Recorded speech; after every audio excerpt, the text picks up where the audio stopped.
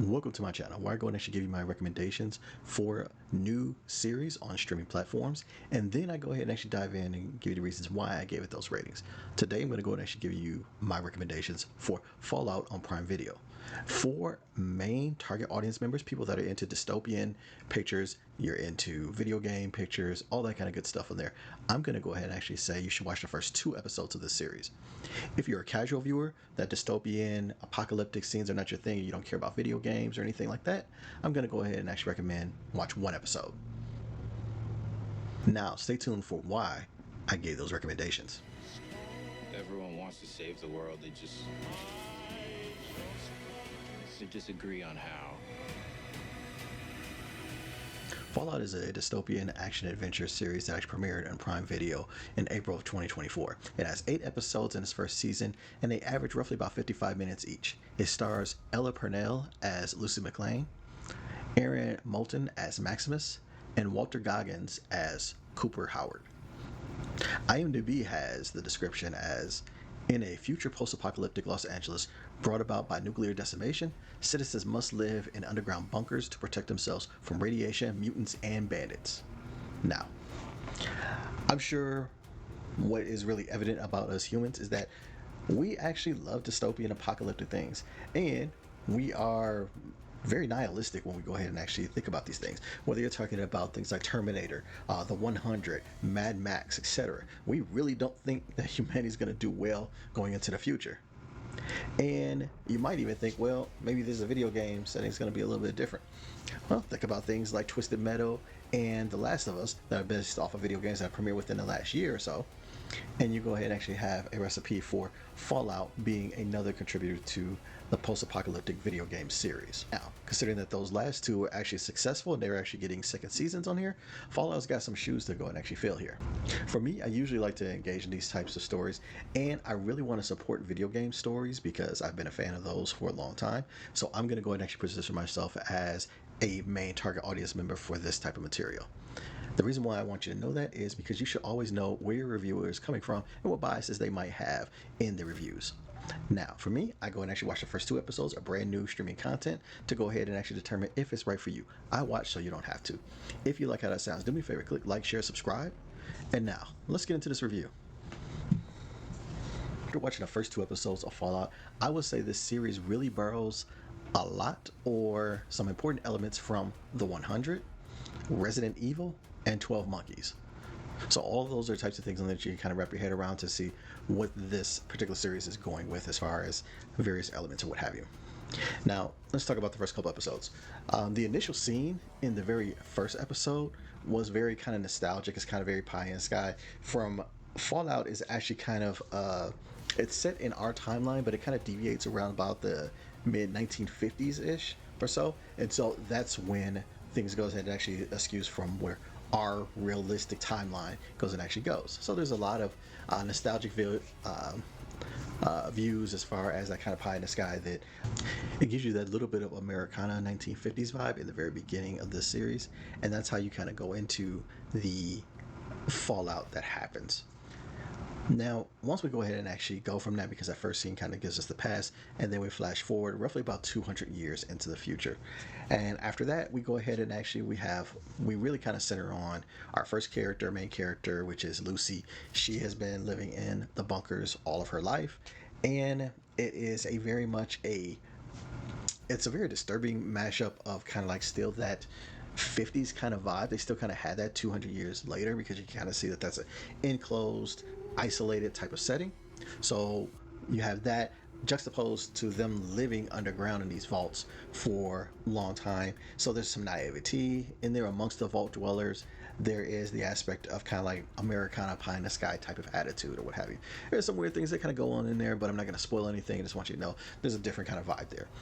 Now, one of the things that you go ahead and actually come across in this, again, not spoiling anything, but there is occasionally vaults will go and actually meet other vaults to go ahead and actually have exchange of items and needs and things like that or what have you. And right at the very beginning, we see that there's some conflict there, and it's really kind of the naivety of one vault really kind of permeates to the other one, and just it's really prevalent there. There is a brutal fight that happens within the first, I want to say like midway through the first episode, and that was actually a very comical but brutal fight. So that's something to look forward to. The next kind of thing to talk about in that first episode is kind of like the second main character. We have the three main characters of Lucy, Maximus, and Cooper Howard. So we next get introduced to Maximus, who is actually up on the surface level, and he's trying to become like this security force enforcer type of thing on there that they call like the Brotherhood. And his character is going through like the training aspect of it. It's very reminiscent of like going through usual like boot camp military, but probably a little bit gruffer and things like that. We go and actually see that he has his own motivations for doing what he wants to go and actually do to become this protector, and that's a really basic story. There's nothing too much to go ahead and actually go on there other than kind of telling you his motivation and why he is the way he is. The third character who actually comes up, he's actually in the very first scene, and then we get him in the final scene, is Walter Goggins as Cooper Howard, where he is in the past and he's in the future. Okay, and I don't know if I'm going to go and actually talk about revealing anything, because there's things like in the trailer that you could totally go and actually look up, but it is one of those types of things that it's probably going to be an intriguing story. We kind of probably know how he has survived all this time, but we kind of get his story, we get his backstory way back when, and then we're getting him set into the future, what have you. So the first episode is really kind of setting the place for the three main characters that we're going to follow throughout this series. It's pretty intriguing. It's pretty good. They tell a pretty good story and what have you. The second episode kind of gives you a more overview of the world as a whole on there. It gives you a lot more on the surface level, telling you what's going on there. Some of the people that are descendants of the original Fallout and things of what they're going through. And then we kind of further along the stories of the three main characters and how they kind of intertwine and what have you. So the first couple episodes, no harm, no foul. There's a lot of different things on there. There's a lot of things developing. It's not boring because they give you a lot to chew on.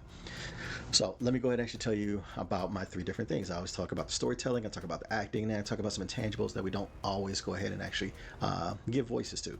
In regards to the storytelling, the prevailing thought that I have for the majority of watching these first two episodes is weird.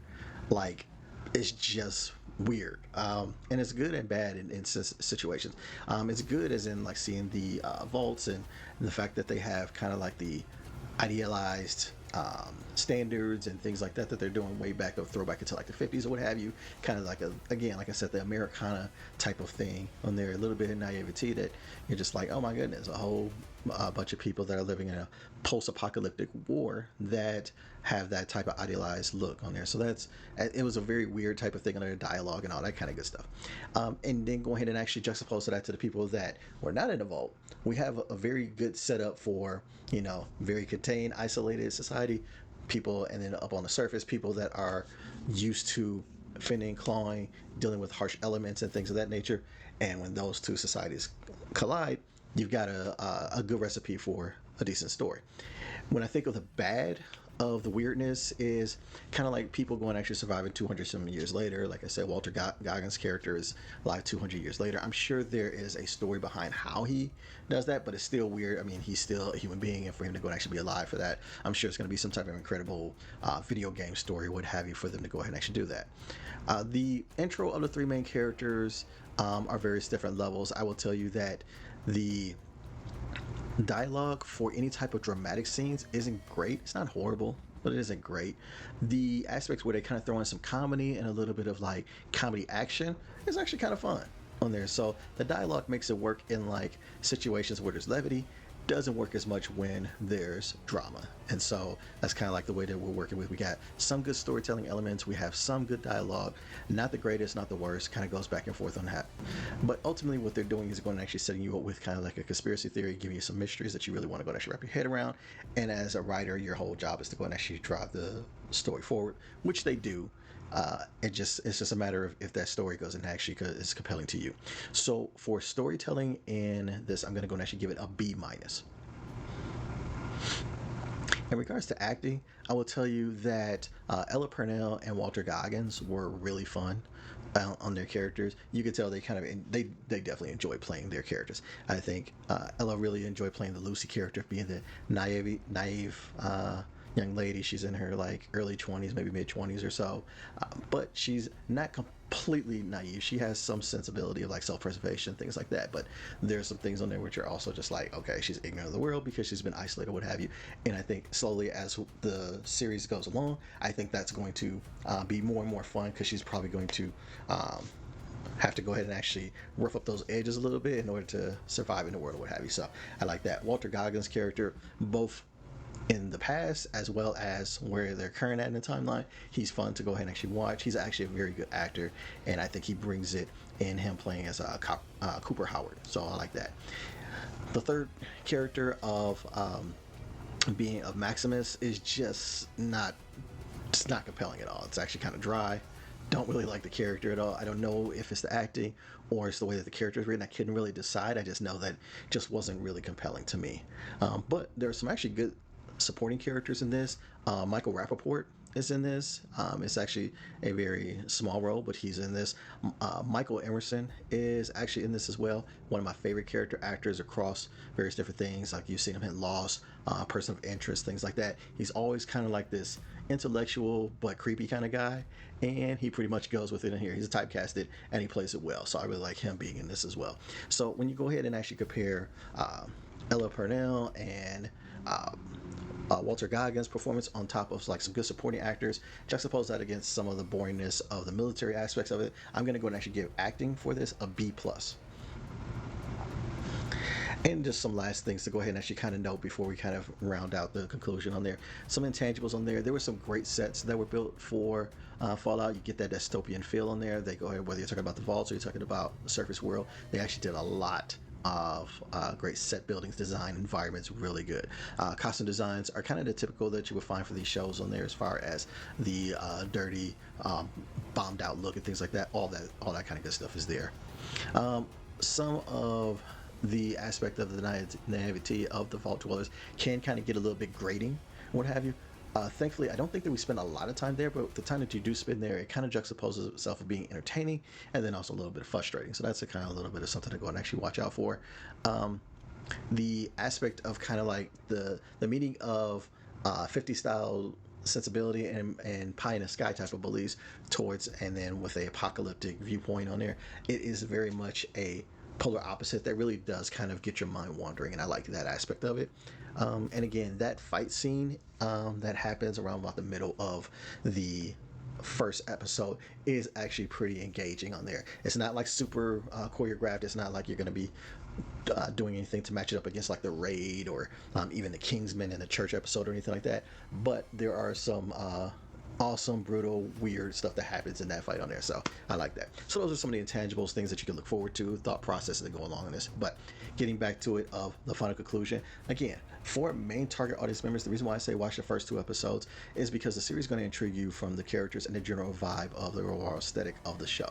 While the story is well laid out, it's not in particular compelling, but the environment that the characters are going through makes it a worthy watch. And then fans of Walter Goggins and Ella Purcell are going to be really good with this. They're going to like their work on this. I've never actually played the video game myself, so I don't know if this is an accurate portrayal of the video game, but I definitely have seen some of the imagery from the video games, and I know that some of that is present throughout this series. So I think main target audience members should go and actually give it a 2-episode watch and really dig into it. For a casual viewer that has no interest in video games, has no not a fan of these actors, not a post-apocalyptic fan or anything like that, I think they should go and actually give it a 1-episode watch. Reason being is that all the 3 mains get introduced in the first episode, so you can really kind of see, do you like any of these characters? You get their main driving forces and a good vibe of the personalities to see, you know, if you're going to like them at all. You're not going to see as much of the surface world, so it's really concentrated on the vault in that first episode, but what you're really going to do is see great set designs, a couple of good actors going to actually give it a try, a couple of good supporting actors, and I think a casual viewer can go and actually make that determination off of 1 episode to see if they're going to like it, and it's a good enough production that you won't be bored. That's what I have for Fallout on Prime Video. Check it out. There you are, you little killer.